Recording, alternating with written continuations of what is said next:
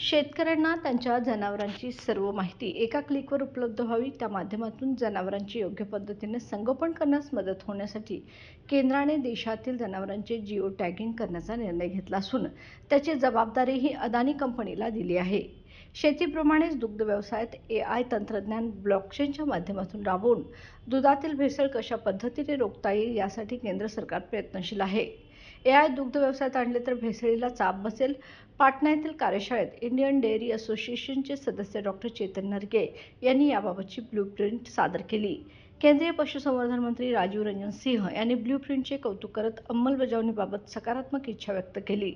ग्राहकांच्या हातात दूध पिशवी पडल्यानंतर त्यावरील QR कोडवरून दुधाचे उत्पादन ते वितरणापर्यंतचा प्रवास त्यांना कळणार आहे. त्यामुळे आता भेसळीला प्रतिबंध येणार आहे.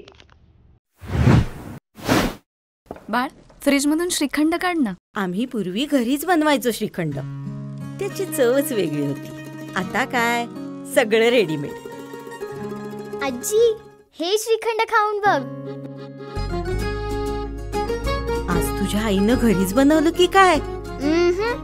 हे आहे गोकुळचं श्रीखंड. अगदी जिभेवर रेंगाळणार. जिभेवरच नाही तर मनावरही रेंगाळणार. गोकुळ श्रीखंड, मनावर रेंगाळणार.